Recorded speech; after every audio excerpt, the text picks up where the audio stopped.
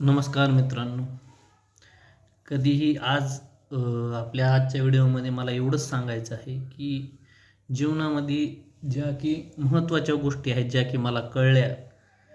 पहिलं तर आपल्या जीवनामध्ये सगळ्यात आपल्यासाठी सॅक्रिफाईस करणारे, आपल्यासाठी जगणारे आणि आपल्यासाठी मरणारे फक्त जर कोणी असतील या जगावर, देवानंतर, देवापेक्षा देव नाही पण देवापेक्षा कमी नाही, देवच म्हणू शकतो आपण, तर आईवडील असतात.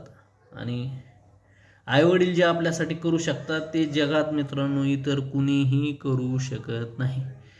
हां, त्यानंतर तुमचे 2-3 लॉयल जे आहेत ते करू शकतात, पण आईवडिलापेक्षा जास्त कोणी करू शकत नाही. ही एक महत्त्वाची गोष्ट मला कळलेली आहे. आणि कधीही कोणतीही गोष्ट असो, छोटी असो मोठी असो, तुम्ही करताना करा स्वतःच्या हिमतीवर, पण कोणतीही गोष्ट करताना आईवडिलाला विचारल्याशिवाय करू नका मित्रांनो. त्यांना कल्पना द्या कमीत कमी की मी ह्या मार्गी जात आहे, मी हे काम करत आहे. तर ते तुम्हाला नक्कीच तुमचा योग्य मार्गदर्शन करतील जगात कुणापेक्षाही. त्यांना त्या गोष्टीचं नॉलेज जरी नसलं तरी तुम्हाला सावधरित्या त्या मार्गाने कसं मार्गक्रमण करायचं किंवा एखाद्या रस्त्यावर कसं जायचं आणि तुमच्या हिताचा 100% स्वतःचा त्यामध्ये हित न विचार करता फक्त तुमच्या हिताचं आणि मुलाच्या आणि याच्या हिताचा जर विचार करणारं जर कोणी असेल तर ते आईवडील असतात. आपण त्यांना विचारात न घेता किंवा त्यांच्या गायडन्सला कमी समजून एखादी वार त्यांना टाळून जातो आणि नंतर आपल्याला त्याचा खूप पश्चाताप होऊ शकतो. आणि दुसरी महत्त्वाची गोष्ट आहे मित्राची की आपले मित्रांनो, आपली जी की आर्थिक वगैरे ह्या गोष्टींना धरून आहे.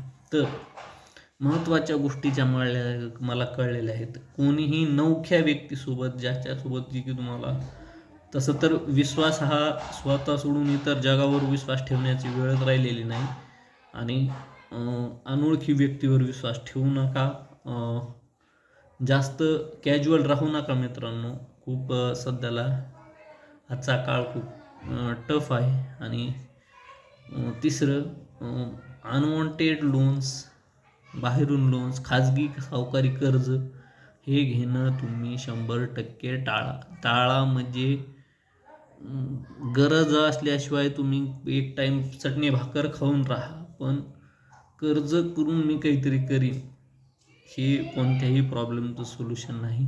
घेतलं तरी बँकेचं वगैरे सहकार्य घ्या, इन्स्टिट्यूशनल सहकार्य, आणि ते सुद्धा सल्ल्याशिवाय घेऊ नका. आपण काही करताना सगळ्यात आधी थांबून विचार करा. 1 दिवस 2 दिवस कोणत्या एखादी मोठी गोष्ट स्टार्ट करताना गोष्टीच्या बाजूला जाऊन रिलॅक्स जाऊन विचार करा. त्यानंतर 4-5 लोकांसोबत संगनमत करा, त्यांचा कॉमन डिसिजन घ्या, आईवडिलांना विचारा आणि त्यानंतर मार्गक्रमण करा.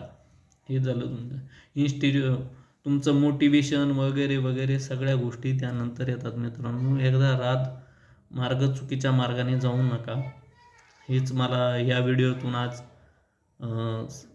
तुम्हाला सजेशन तर देण्याचं माझा हे नाही, पण मी 100% माझ्या छोट्याशा एक्सपिरियन्समधून ह्या गोष्टी मी तुम्हाला शेअर करत आहे. धन्यवाद.